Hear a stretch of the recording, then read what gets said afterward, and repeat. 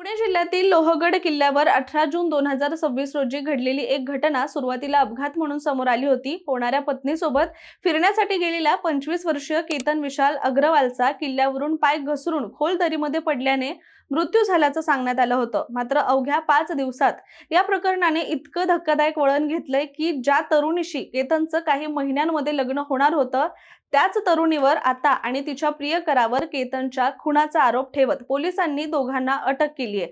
त्यामुळे सुरुवातीला अपघात वाटणारं हे प्रकरण आता प्रेमसंबंध, विश्वासघात आणि पूर्वनियोजित खुनाच्या कटाचं गाजतं गुन्हेगारी प्रकरण बनलंय। परंतु आतापर्यंत यामध्ये काय काय घडलंय हे आपल्या समोर बऱ्यापैकी आलंय। मात्र आता हा अपघात असल्याचं सुरुवातीला सांगितलं जात असताना मग पोलिसांना खुनाचा संशय नेमका कसा आला, हे सगळं प्रकरण नेमकं कसं उलगडलं याबद्दल आपण बोलणार आहोत। नमस्कार, मी रामेश्वरी आणि तुम्ही पाहताय कट टू कट। मृत तरुण 25 वर्षीय केतन अग्रवाल याची होणारी पत्नी अर्थात 20 वर्षीय सिया प्रवीण गोयलने पोलिसांना सांगितलं होतं की किल्ल्यावर फिरताना फोटो काढण्याच्या वेळी केतनचा तोल गेला आणि तो दरीत कोसळला। या माहितीच्या आधारे लोणावळा ग्रामीण पोलिसांनी अकस्मात मृत्यूची नोंद केली। प्रकरण जवळपास अपघात म्हणूनच समोर आलं। त्याबद्दलच्या आपण अनेक बातम्या सुद्धा पाहिल्या, पण तपासादरम्यान काही बाबी पोलिसांना खटकल्या, जसं की सियाच्या जबाबातील काही विसंगती, घटनास्थळावरील परिस्थिती आणि तांत्रिक तपासात समोर आलेल्या काही गोष्टींमुळे संशय अधिकच निर्माण झाला। त्यानंतर पुणे ग्रामीणचे पोलीस अधीक्षक संदीप सिंह गिल यांनी या प्रकरणाची गंभीर दखल घेत स्थानिक गुन्हे शाखेला स्वतंत्र तपास करण्याचे आदेश दिले आणि त्यासाठी 2 विशेष पथकं तयार करण्यात आली। तपास अधिक खोलवर गेला आणि त्याच वेळी पोलिसांना सिया गोयलचे चेतन चौधरी नावाच्या तरुणासोबत प्रेमसंबंध असल्याची माहिती मिळाली। इथूनच संपूर्ण प्रकरणाची दिशा बदलली। पोलिसांनी त्यानंतर सिया आणि चेतन या दोघांचे मोबाईल कॉल रेकॉर्ड, त्याचबरोबर लोकेशन, संपर्क आणि हालचालींचा अभ्यास सुरू केला। दरम्यान केतनचे वडील विशाल देवीचंद अग्रवाल यांनी सुद्धा पोलिसांकडे तक्रार दाखल करून सिया गोयल आणि चेतन चौधरी यांनी संगनमताने आपल्या मुलाचा खून केल्याचा आरोप केला। या तक्रारीनंतर 23 जून रोजी लोणावळा ग्रामीण पोलीस ठाण्यामध्ये खुनाचा गुन्हा दाखल करण्यात आला आणि नंतर चौकशीमध्ये आणि तपासात समोर आलेल्या माहितीच्या आधारे सिया गोयल आणि चेतन चौधरी या दोघांना अटक करण्यात आली। पोलिसांचा दावा आहे की सियाला केतन सोबत लग्न करायचं नव्हतं आणि ती चेतन चौधरी सोबत प्रेमसंबंधात होती। त्यामुळे केतन हा त्यांच्या मार्गातील अडथळा बनला होता आणि याच कारणातून हा कट रचण्यात आला होता। आता आपण पाहूयात की संपूर्ण प्रकरण नेमकं कसं घडलंय। तर 25 वर्षीय केतन विशाल अग्रवाल हा गहुंजे येथील लोढा बेल मॅडो टॉवर मध्ये राहणारा तरुण व्यावसायिक होता। आपल्या कुटुंबियांच्या रिअल इस्टेट व्यवसायामध्ये तो ऑपरेटर म्हणून सुद्धा काम करत होता आणि त्याचं लग्न पुण्यातील सिया प्रवीण गोयल हिच्यासोबत ठरलेलं होतं। दोन्ही कुटुंबांकडून लग्नाची जोरदार तयारी सुरू होती।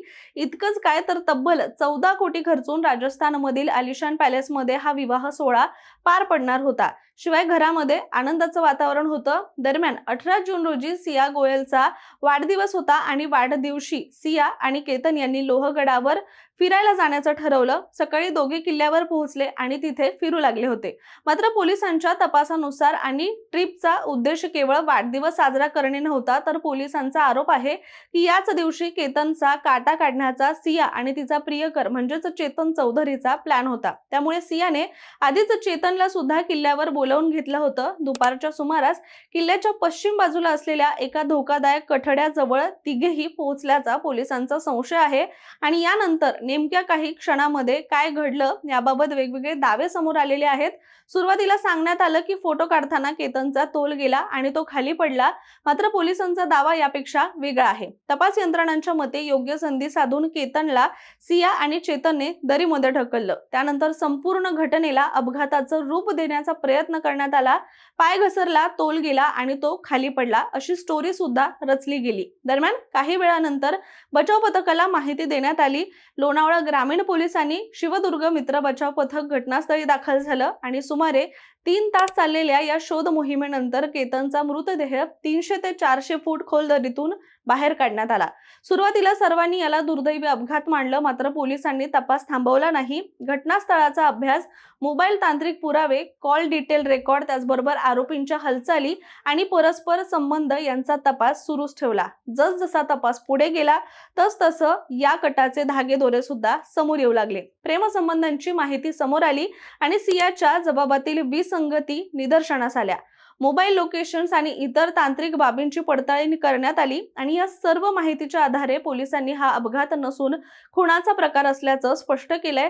त्यामुळे सध्या या प्रकरणाचा पुढील तपास सुद्धा सुरू असून कथित कट नेमका कसा रचला गेला, कधी रचला गेला आणि त्यासाठी किती दिवस आधी तयारी करण्यात आली होती, शिवाय या प्रकरणामध्ये आणखी कोणाचा सहभाग आहे का, तसेच खुनामागचा संपूर्ण हेतू नेमका काय होता, याचा आता अधिक तपास सुद्धा पोलीस करत आहेत। पण काही महिन्यात लग्न होणार होतं आणि आता थेट केतनच्या हत्या प्रकरणावर चर्चा केली जात असताना हे प्रकरण सध्या महाराष्ट्रातील सर्वाधिक चर्चेत असलेल्या गुन्हेगारी घटनांपैकी एक ठरलेले आहे आणि यामुळे अनेकांना यापूर्वीचं सोनम रघुवंशी प्रकरण सुद्धा नक्कीच आठवलं असेल। शिवाय सोशल मीडियावरून सुद्धा सियावर टीकांचा भडीमार केला जातोय।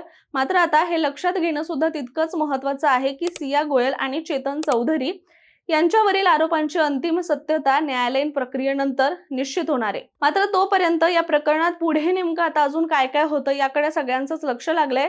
त्यामुळे तुर्तास आपण इथेच थांबूया, पण तुमचं या प्रकरणावरचं मत काय कमेंट करून नक्की सांगा आणि अशाच माहितीपूर्ण व्हिडिओसाठी कट टू कटला सबस्क्राईब करायला मात्र विसरू नका।